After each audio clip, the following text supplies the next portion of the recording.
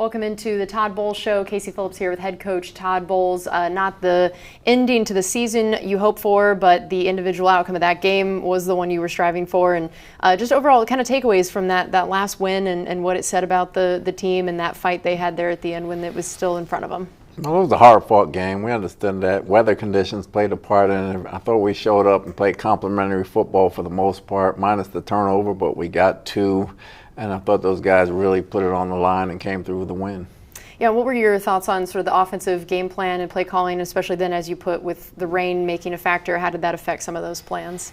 For the most part, we ran the ball 42 times. We had a good amount of yards rushing the football. The one time we tried to throw it, we obviously turned it over, so we gave up 7 there and let them back in the ball game. But then we managed to handle the ball very well in the second half. I know you mentioned you guys ran for 140 yards on 42 carries, new season high in rushing attempts in a single game, our 11th 100-yard performance this season, tied for the 8th most such games of any team this year. So overall, when you were running the ball, what did you think of the production of it?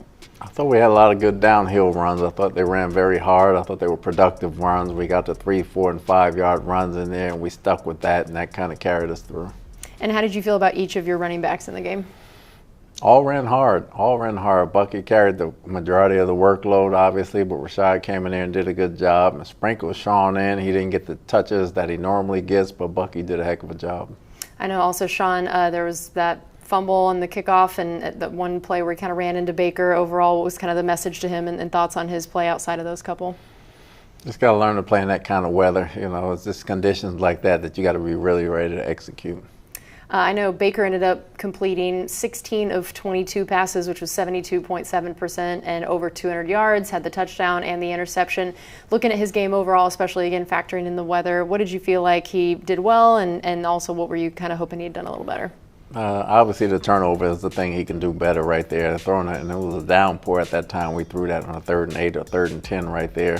Other than that, he managed the game very well. He got some boots. He had the safe passes because of the weather, and as opposed to them, they threw the ball quite a bit and didn't run it as much, and they suffered the consequences. With his 31 rushing yards, that's a new career high for the season for him. He ended up with 382 overall, even factoring in a little period there when he was battling some injuries that he wasn't running as much. How important did that aspect of the game become for him, the offense overall, and is that even a part of his game that you expected as much bringing him in here as quarterback? I didn't expect it as much bringing him in, but all of his scrambles are very important. Obviously, he needs to learn how to slide sometimes when he gets that situation, but part of it he loves, so he's got to play when he needs to play, but he understands when he can slide and when he can go ahead and go for it, and he does a very good job at that. I know Cade Otton ended up being our leading receiver, 7 catches, 94 yards, and a touchdown. It was his 2nd highest output in a single game in his career. Tell me why this game and this game plan ended up going so much in Cade's favor. It was a sloppy game. The weather played a big part in it. When the weather plays a part in things like that, you just dump it to the tight end and let him run. There were a lot of bootlegs involved, a lot of tight end screens involved where the ball didn't really need to go outside. I thought Grizz did a good job getting the ball to him. I know that touchdown grab was his first of the season, and it was also Baker's first passing touchdown that was for more than 15 yards in the air since week 6.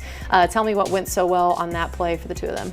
They did a good job of understanding what the coverage was and designing that play up. So Grizz did a very good job of calling it and seeing what they were in and had the play dialed up right for it. And then Baker hit Cade, and it was nothing. Yeah, and then this was our 4th opening drive touchdown in 5 weeks. What has improved in that area in that last stretch of the season, and what did it say overall about sort of the offense, the game planning for that opening drive? Do a good job scripting the first 15 plays, and everything kind of goes accordingly from there. So once again, we opened the game up with some good runs and opened them up a little bit and threw some passes here and there and kind of went down the field, and we were able to punch it in. I know that Chris ended up on the injury report with an illness before the game. He didn't end up getting his first catch until the 4th quarter, wasn't really targeted much. How much of that was the injury report side of it? How much was sort of the game plan in the rain and the situational side? A little of both. You know, he wasn't feeling well, but he was going to play. Nothing was going to keep him out of there. So, but he did a lot of blocking in the run game. It really helped us out from that standpoint. It wasn't a game where the wideouts were really getting featured just because of the weather. And then there was the blocked field goal. Again, what went wrong on this particular one? How similar or different was it to the other recent times that that's happened? This was different because it was a low snap, and by the time Riley picked it up and got it, Kate stuttered a little bit, and it was already in mid-motion there, and he kind of hit it low, and they got the block. And then I know Riley Dixon ended up having a punt that forced them to start that final drive from just their own 3-yard line. That was incredibly important, especially with the time on the clock at that point. So what did you think of that punt and then just his game overall? Huge execution by him. I thought he did a very good job controlling the game and making them fair catch a bunch of balls, and that last one was critical for us to win the ball game. Looking at Chase McLaughlin and Riley Dixon's seasons overall, definitely some highs and lows for both of them. How would you kind of evaluate the two of them and the special teams unit as a whole? I thought Chase did a very good job after starting the season very slow and came on. Riley had some very good games for us overall. We had too many blocked kicks, and we had a blocked punt or two in there as well that we really got to clean up as a whole. I really didn't like our kickoff team. We got to be a lot better there as far as keeping people inside the 30. And then defensively for you guys, where did this rank among games overall for this season for your defense? The run game was very good, obviously 14 for 19 yards, and the third down was very good, and they were 1 for 12 in that aspect. There's still some plays you want to have back, but I thought overall, with the 2 turnovers, I thought those guys played hard. And then you mentioned allowing just 19 rush yards on the day, fewest in a single game since week 4 of the 2021 season. 9th fewest allowed in a single game in franchise history, and 1.36 yards per carry was the 2nd lowest allowed by any team in a single game this season, especially in a game where you knew with the rain they were going to want to run the ball more. What do you feel like worked so well, and what were some of your guys doing well there? Winfield played a big part in that, moving him down in the box. Obviously, Cansey being back and moving him down in the box. I really thought they played together and played in tune. The D-line did a great job with gap control, and the backers did a great job scraping off the ball. All right, we're going to take a quick break here on the Todd Bowles Show. We'll be right back.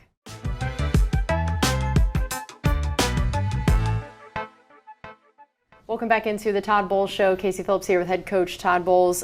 We talked a little bit about the third down, limited them to just 1 of 8. That 1 conversion allowed is the fewest you guys have allowed in a game all season. What went so well on third down for y'all?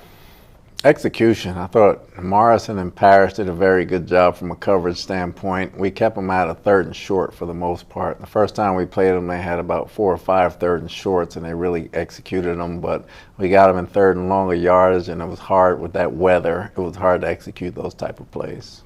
Levante finished with team-high 6 tackles and a fumble recovery, which also ended up meaning he tied Derek Brooks for 6th place all-time, or for 1st place all-time in tackles recorded by StatsPass with over 1,700. To hear the idea of him tying Derek Brooks, and again at this point we don't know if Levante is going to retire or not, coming back or not, to know he potentially goes out with that stat tied with someone like Derek Brooks. What does that say about him and both of them and the comparisons between the way that they play the game? Well, it puts him in Bucs legendary status. Derek was a tremendous player, unbelievable, great player. For Levante to tie him, as the most tackles ever, that says volumes for Levante's game, his longevity, his health, the way he plays the game. He tries to play it the right way, just like Derek played it, and you can't say enough about him. The fumble recovery was his 35th career takeaway, which means he now joins Ray Lewis and Brian Urlacher as the only players with at least 40 sacks and 35 takeaways since at least 1982. To know how that kind of grouping that he's with as well, and the takeaways part with the sacks and at his position, what does that uniquely tell you about the kind of guy he is? And of course, we all believe someday he's a Hall of Famer, and so stats like that, what does that say? He's always around the ball, and when he's around the ball, if it's on the ground, you can guarantee that he's going to come up with it. I know that he gave a little speech in the locker room afterward. What was it like to listen to that after giving him the game ball? It was emotional. It was very emotional. He was very thankful and grateful. He's a very humble superstar, one of the most humblest guys I've ever seen. And he had everybody's attention. He really thanked the Glazer family, he thanked the Buck family, he thanked his teammates, his coaches, and he is a very humble guy. He doesn't want to take all the credit. He wants to spread it around all the time, so it was very heartfelt. I know also Jacob Parrish ended up with an interception in the game. What did he do well on that play? He had a heck of a break on the play. Like I said, he can play corner, he can play nickel. He done a lot of good things for us all year. For him to make that play was a game changer before the half. And how about his game overall and just his ability to handle outside and nickel this year as a rookie in this defense and what that says about him? That's probably the hardest thing to do, for him to come in and play nickel, and it's a whole different animal when you go inside than when you play outside. For him to juggle the two and still play it well, I think he has a very bright future. And then I know Izzy also was back in the slot, and last week he was kind of filling in at safety. So similarly, to be able to handle those two different kinds of positions, what does that say about him and how he looked in this game filling in? Izzy's tough. We rely on Izzy to do a lot of things. He's a jack of all trades for us. He can show up and do anything at any time, and we expect him to play well when he does it, and he never disappoints. I know that Kalijah was able to come back finally towards the end of the season here. So what was it like to get him back and the impact that made, and just how he looked in his return? Just physically having him back really brought the practices up to another level, and it was more intense in practice and had those guys ready to play on Sunday. He's one of our true leaders on the team. Although he's not a captain yet, I'm sure he will be in the near future, and everything starts and ends with him up front, with him and Vita. And then what were the biggest things you felt like you missed with him all season, of the actual role he plays on your defense and how hard it is to replace that? Just the interior pass rush, an extra pass rusher that can push the pocket, and also quickness in the games that we run up there. We really missed that type of speed and that type of power.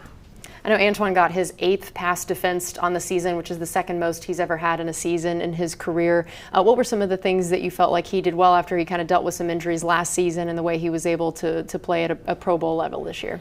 He had a great offseason, obviously, but when he came back in, he kind of dialed in on the details, and he really knows what the offense was trying to do before they were trying to do it, so he was always in the right spot, and I think that's a credit to him studying. All right, we're going to take another break here on the Todd Bowles Show. We'll be right back.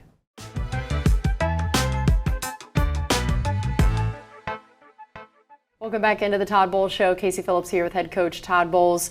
So kind of looking back at the season as a whole at this point, I know that you and the rest of the coaches are in the process of evaluation now. So what does that look like, in just your schedule over the next days and weeks, and the order of how you try to do that?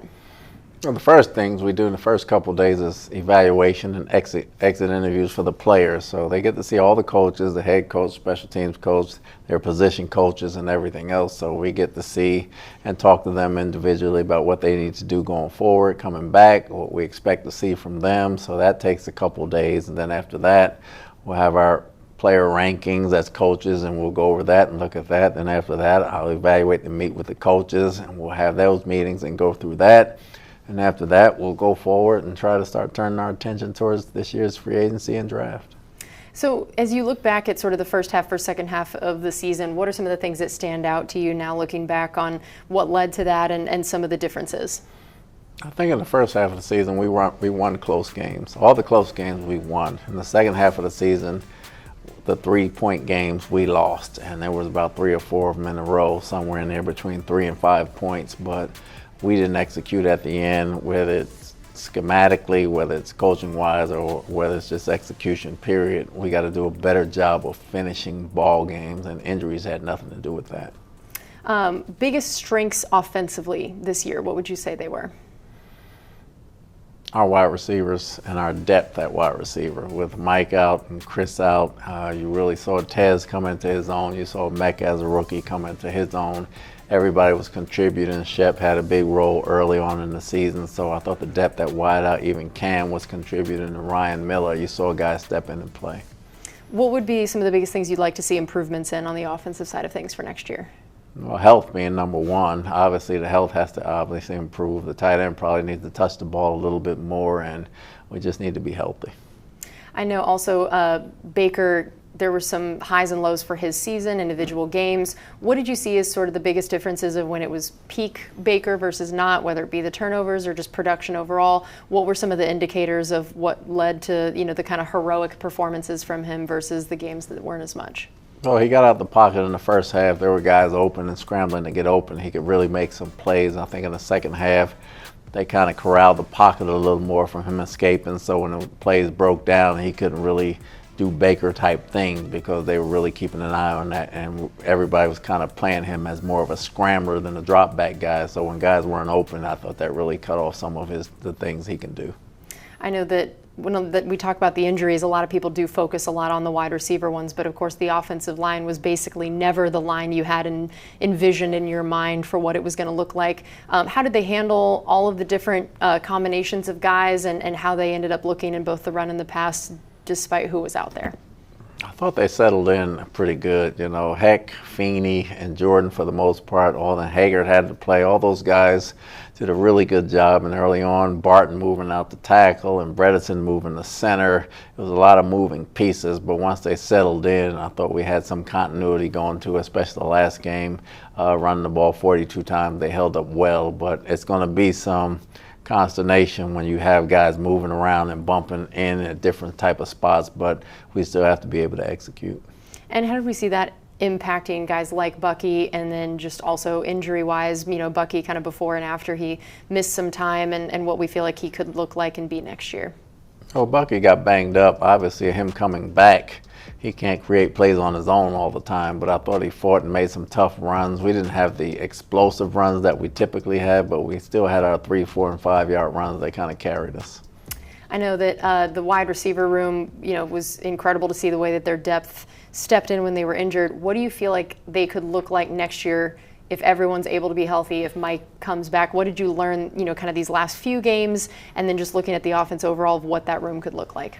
I have a really deep group if all of them come back and stay healthy. We have a very deep group, and all of them can do a lot of things. So when somebody gets tired, somebody else can go in and not miss a beat. We got reverse guys, we got deep guys, we got route runners, we got screen guys. We got a whole bunch of guys that can do a whole bunch of things.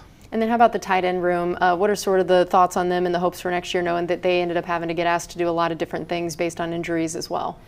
That was tough. You know, Cole was our main blocker when he got hurt, but Cade is our do-everything guy. Payne is very tough, and Devin is probably our most athletic. He just got to get a little better in the run game so we can use him. So it's promising going forward.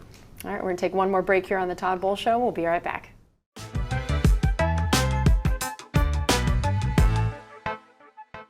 Welcome back into the Todd Bowles Show. Casey Phillips here with head coach Todd Bowles. So now looking at the defensive side of things, defensive line this year, what stood out as a whole for run game for them and the way they were able to step up?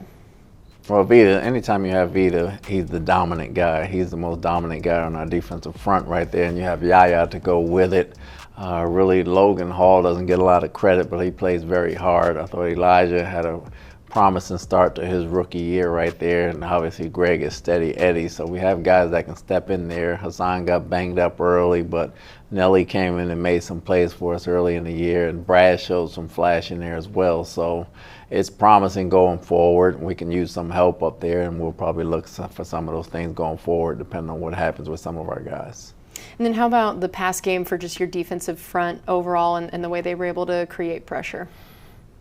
I don't think we created enough. Other than Yaya, consistently, we needed more pressure from everybody. Our game struggled a little bit early, but once we got going, we started getting some pressure, but then we got to cover longer, and if we cover longer, then we got to get pressure. So it was a mix of things. I think we only had 37 sacks, but at the same time, we can do more pressures and just getting the ball out the quarterback's hands. And how about your inside linebackers this year with Servassier stepping into a bigger role and having Levante next to him, a couple injuries along the way and other guys stepping in? What did you see from that group? I thought Voss struggled early because it was a lot mentally trying to do too much, but once he settled down, he became really good in the run game that way.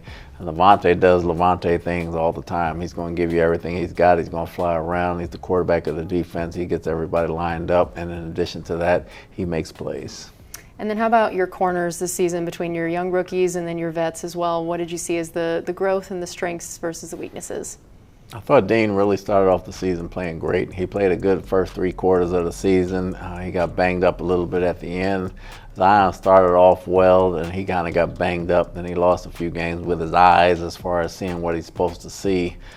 Parrish was the big one. He was probably the most consistent and probably the most athletic and the best corner that played ball this year, even though he played inside at nickel. And Morrison, who kind of missed the spring and the summer, he played a lot at the end. You can really see why we took him toward the end of this year, but it'd be very important for him to have an off season, so that'll be critical for him. Well, Coach, thank you so much for taking the time to talk to us all season long. We really appreciate it. We hope you have a good off season. I appreciate it, Case. Thank you.